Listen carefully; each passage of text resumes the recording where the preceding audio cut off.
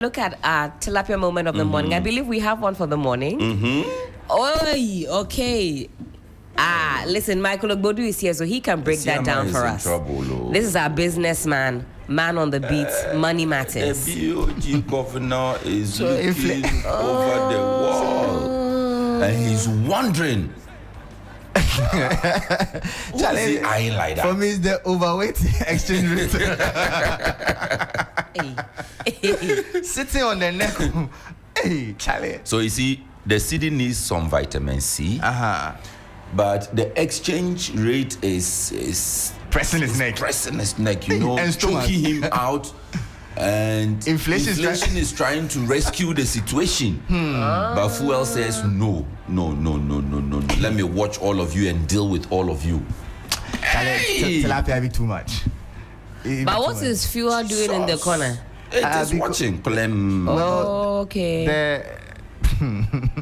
You know when they exchange, Michael, you are scaring me. It's just fascinating. Michael, you are scaring me. When I say Fuel, the way you say, hey, you are scaring me. Please tell us something good. Calm down. But you see, like I told you guys the other time, once there's any movement in the exchange rate, it will have a direct impact on the cost of fuel, all things being equal. So even if the price of fuel on the global front doesn't move at all, once your cedi starts to depreciate, it means that the price is automatically going up.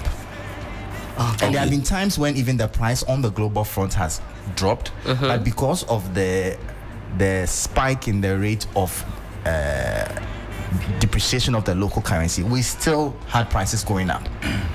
Does that make sense? It makes sense. Yeah. So those are the things. So when we start seeing cedi depreciation happening like that, we get concerned because of the ripple effect on the cost of fuel. But so what the BOG governor has thrown the inflation exchange rate and the cedi out. Go and fight your fight.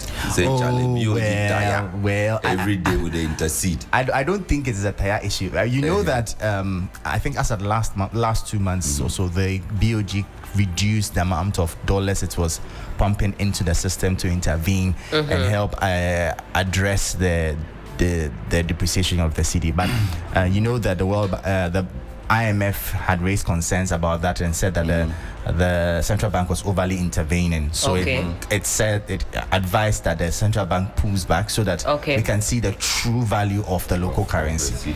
And that's where we are right now. But the question is, should we leave it to free fall to when there are critical parts of the economy that need the forex? So you agree with the BOG interceding at a time like this?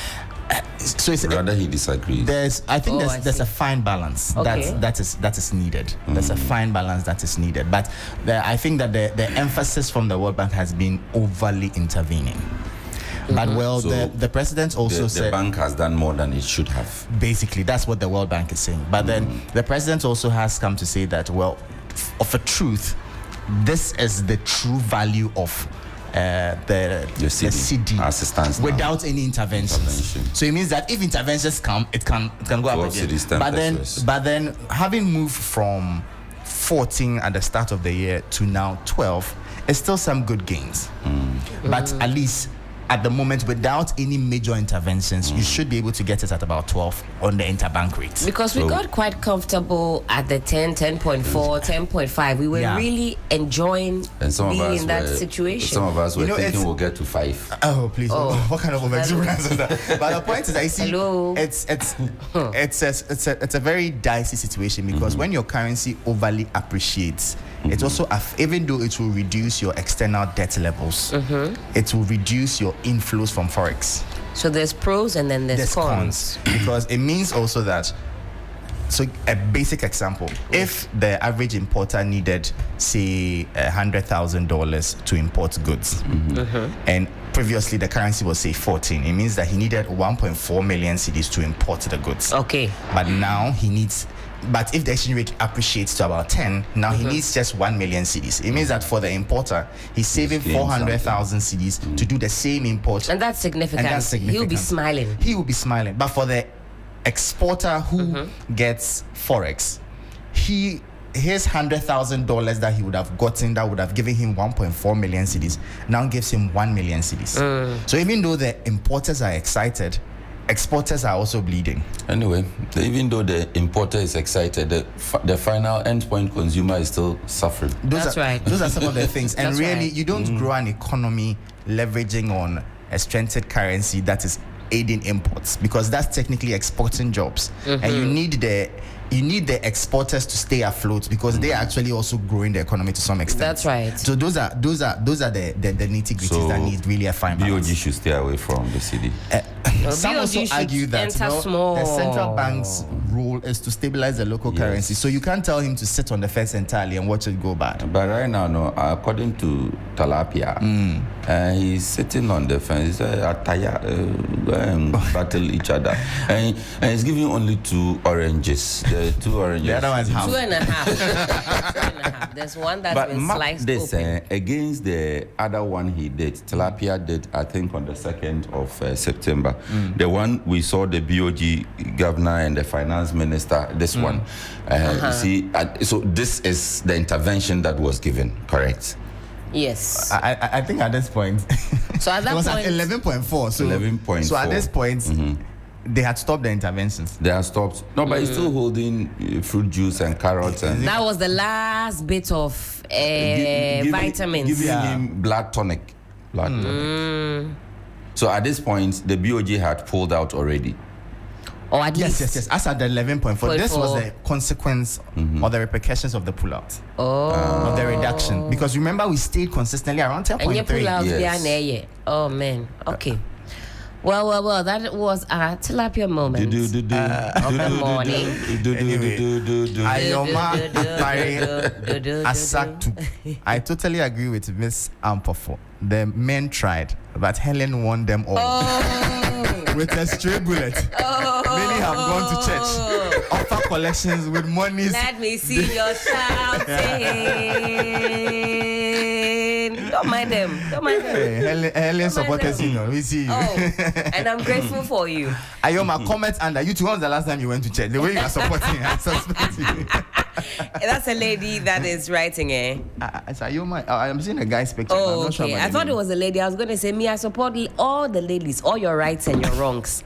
I fully support it. And I like when that love is reciprocated. But we can now get into the news review, and let me apologize for a lack of Johnny's Bites this morning. Sorry to all of you who were eagerly awaiting another exciting edition of the Bites. Apologies, there will be no Johnny's Bites this morning.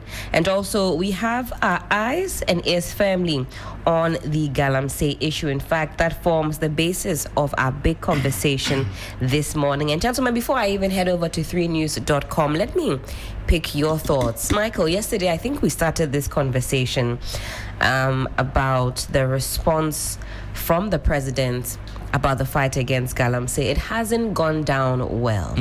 Yesterday, Sixtus says, well, whether or not you were satisfied with the answers from His Excellency, he was telling the truth. But what did you make of that answer that he gave, especially concerning the issue of a state of emergency? Has his posture changed?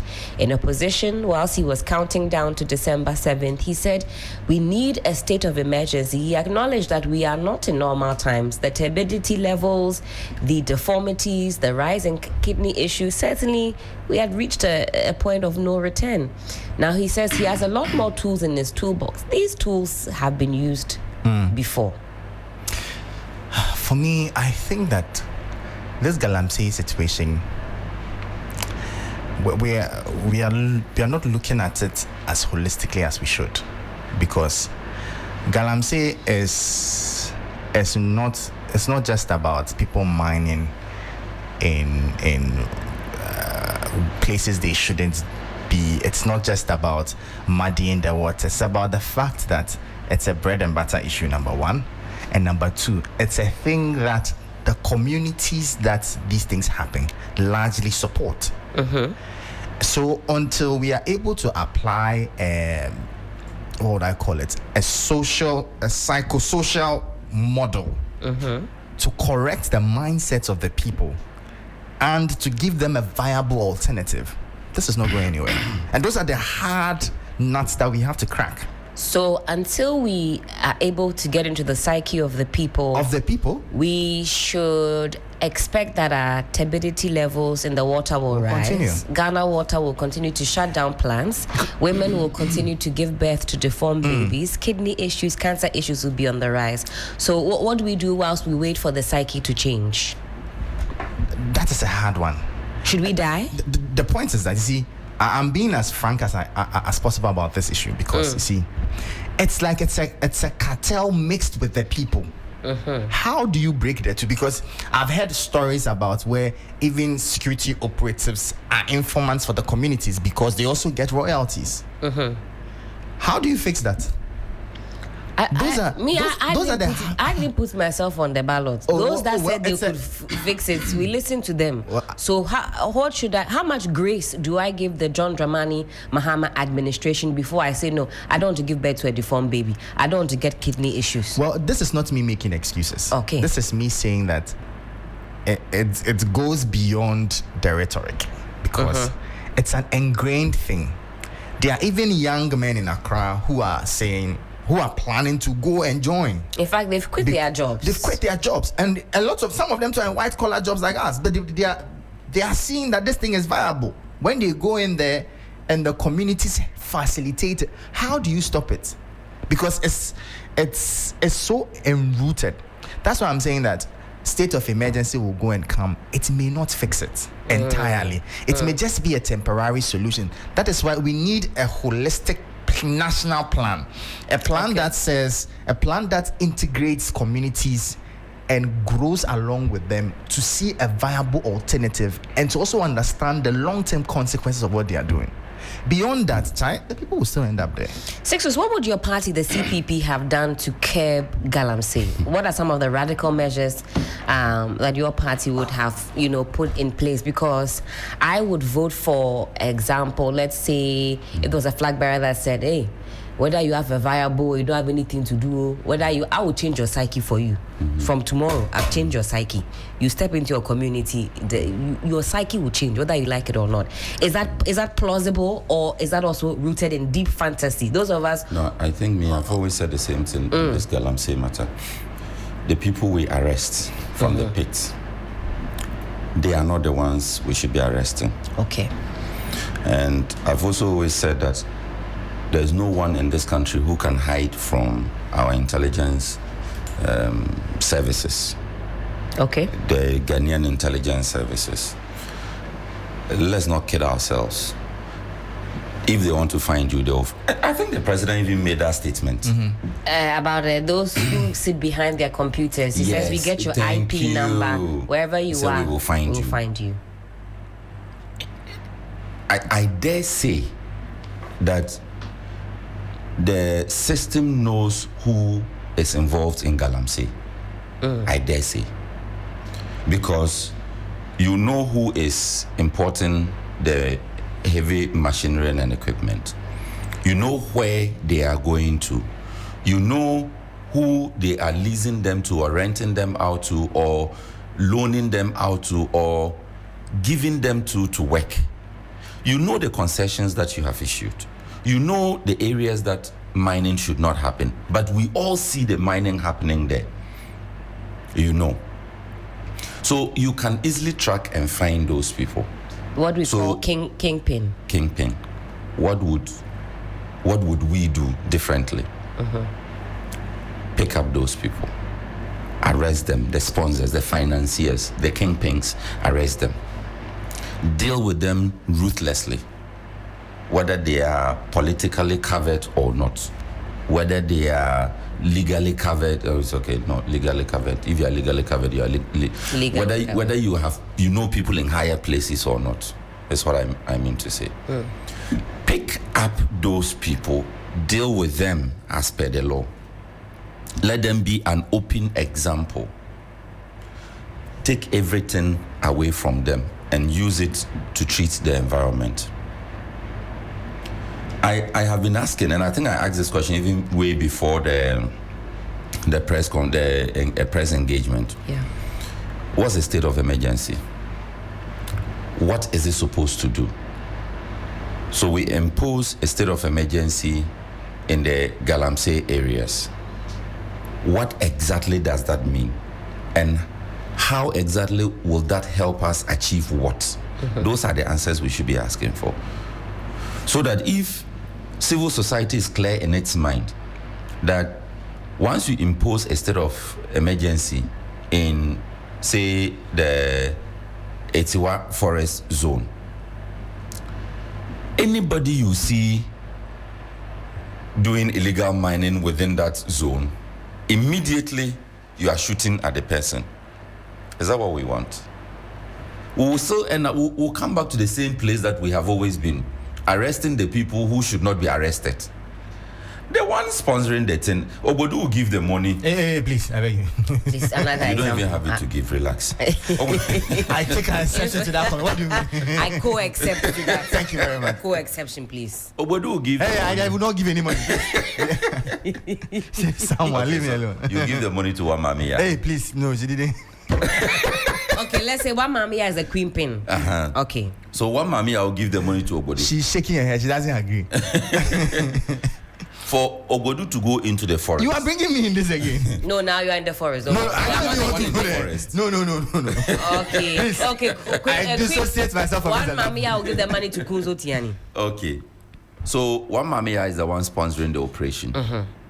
Kunzo is the one in the forest by the river. He is the one inside the river, polluting the water, destroying the forest zone. Now, the state of emergency will give powers that would probably say, if you find anybody in this zone, shoot on sight. I'm not saying that is what it is. I'm just giving an example. Shoot on sight. And that state of emergency will last for, say, 3 months. That for 3 months, we want to sanitize our forest zones, want to sanitize our river bodies. And so the blue water guards people, no, they will be patrolling the place. If you see anybody, immediately whistle, and a policeman will appear and either arrest or shoot on sight the people who are there. The sponsor, one mamia, is sitting in Accra, East Legon or Cantonment or somewhere. Relaxing. Pressing computer. She will pressing computer. She will never go to Etiwa. So that state of emergency will still end up affecting the people on the lower chains. It will not affect the man who is actually behind this, because the man is not in the forest. So how do we deal with this in a manner that the poor people who are the ones looking for their daily bread, they will not end up being the sufferers? That's the only question I have. So this is a case of political will. It's a case of political will. It's a case of determination. That is why yesterday, when I was making the analysis that he, as president, was being honest in his responses, whether he was being, whether you were satisfied with the responses or not, he was being honest. So is it an honest assertion from His Excellency when he says that, oh, I have a lot more tools in my toolkit, let me exhaust that before we come there? How do you come by that assertion that that is an honest representation of the state of affairs? Yesterday, I gave you the example of excavators that were picked up and vanished into thin air. And on the back of that example, I said that we know from the same engagement, and in fact, even prior to that, we know that they had started tracking excavators, right? And that they were moving them in the night to a different location. In fact, some media houses had even already reported that they were secretly releasing the excavators to people, to businessmen and women. Equality.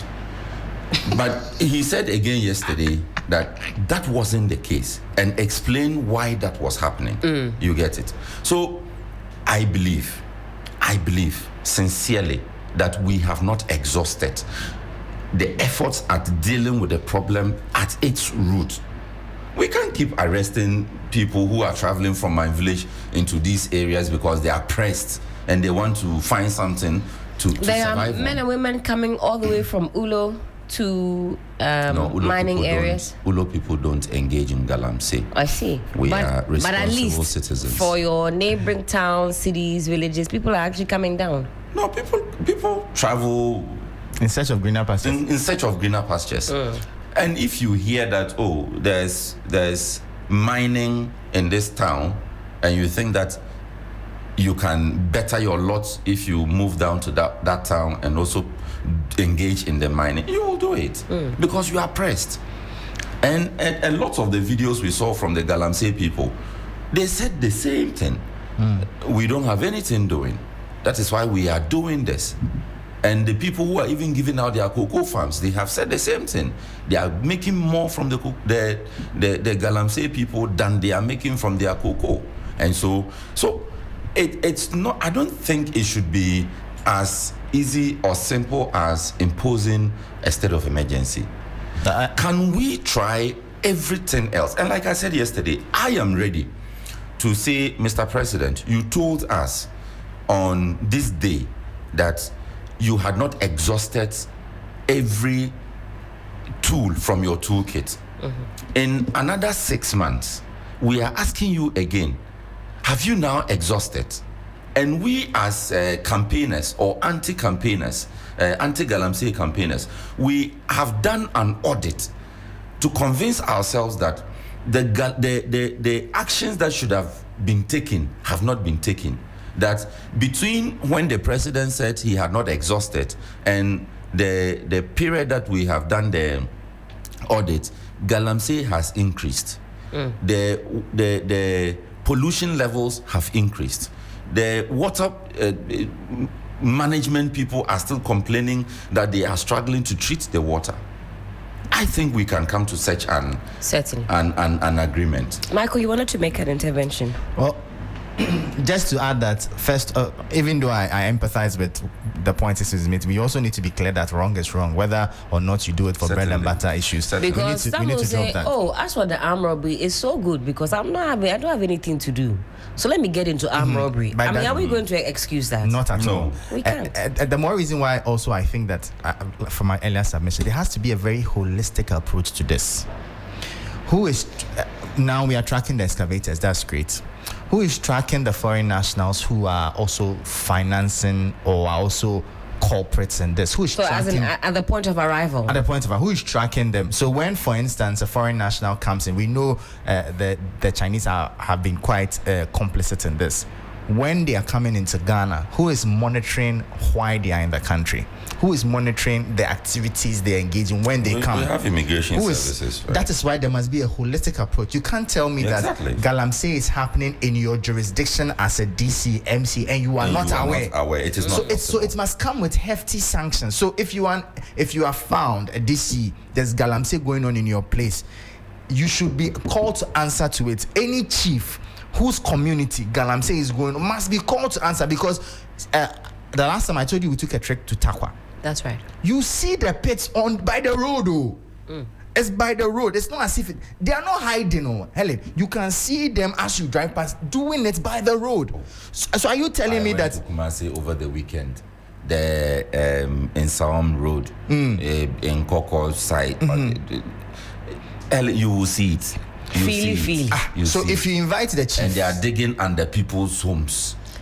That's why my point is, if you invite the chief for answering, if you invite the municipal chief executives for answering, you invite the landowners for questions, and you interrogate all of these people, and it doesn't lead us to who the actual culprits are, then we'll not get anywhere. I want to ask you gentlemen a question. Some of these interventions we talk about, holistic approach and all of that, are these interventions that have or tools that have been deployed in the past that haven't worked? Dare I say, yes, it seems not to have the desired effect that we're looking for. So is this new administration also rooted in fantasy that they have that magic touch, that these same tools that have been deployed many a times under their watch will magically work? Before we even go to that, I think that this should be a wake-up call to the politicians. Before you start promising heaven and earth, be sure of the facts on the ground.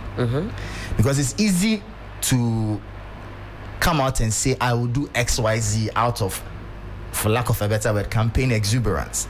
But it's a tough job grabbing the bull by the horn. Because if you don't do that and you don't manage the people's expectations, they'll wake up on a Friday morning, tune into Sunrise. Exactly. And when I open the phone lines, they will not be happy with you because you have whet my appetite that the type of radicality that you are coming to bring into the system to stop this once and for all. And then as the months start to take, I start to think, hey, have I been taken on a ride?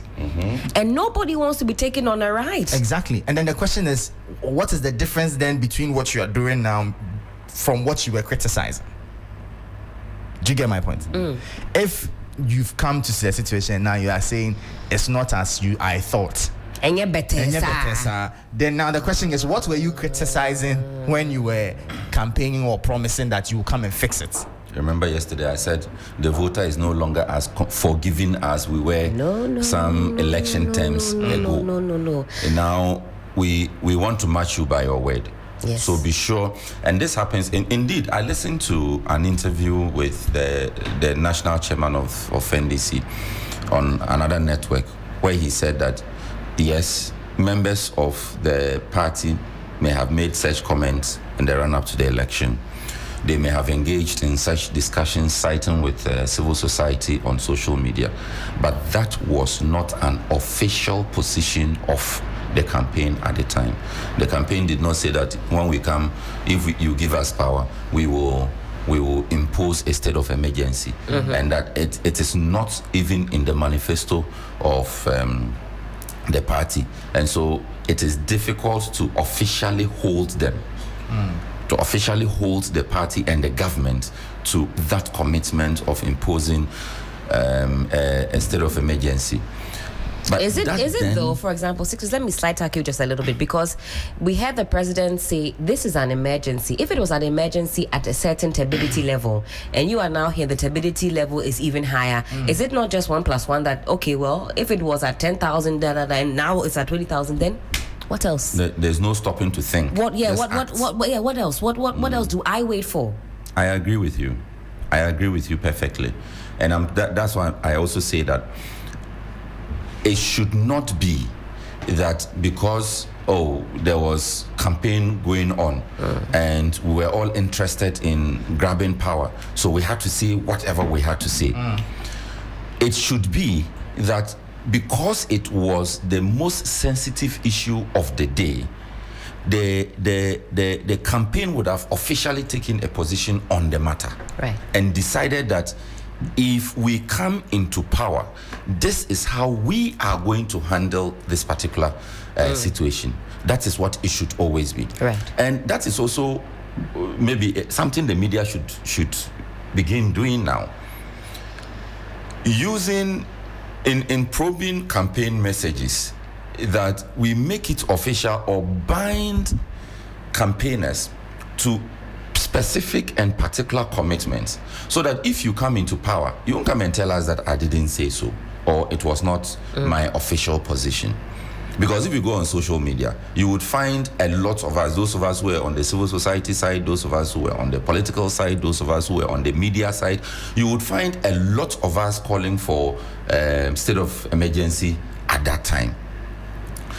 Was the NDC at the time, in the campaign at the time, fully seized with the facts on the ground to understand or to take a position whether or not it would declare a state of emergency should it win power in that year?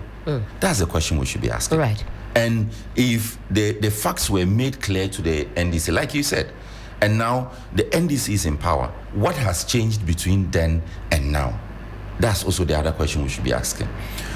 But it comes back to the same issue that I said I agree with the president on. Have we done 1, 2, 3 before asking that 4 and 5 be done? Have we satisfied ourselves that 1, 2, and 3 have failed, and so we should escalate to 4 and 5? So I think civil society can help. Let's pause a bit. Go back to the table with the relevant bodies, the stakeholders. Ghana Water is important. Water Commission is important. Lands and Natural Resources Ministry is important. Science and Technology Ministry is important. The universities are important. The research departments, that are dealing with natural resources and minerals and water and all of those things. They are important. Let us bring everybody to the table and ask ourselves, and then the law people, ask ourselves, these are the tools that are available to us from the least to the extreme. Have we exhausted? Since we started crying over this and taking on President Akufo-Addo over this matter, up to date, what has changed? Do we think that we can continue arresting people and that is the solution? Or we can continue picking chamfans and excavators and the other one is called what? All those things. Do we think we can continue picking them up? For how long will we do that? Absolutely. How many blue water guards can we recruit to be able to deal with the situation? Is it time for us to escalate the actions? Certainly. Gentlemen, let's pause now for a very quick break. When we come back, we continue with our discussions, and then we open up the phone lines for you to also have your bite. We call it Community Voices. We'd love to hear from you, but it's still the best breakfast show in all of the land. This is still 3FM Sunrise on 3FM 92.7.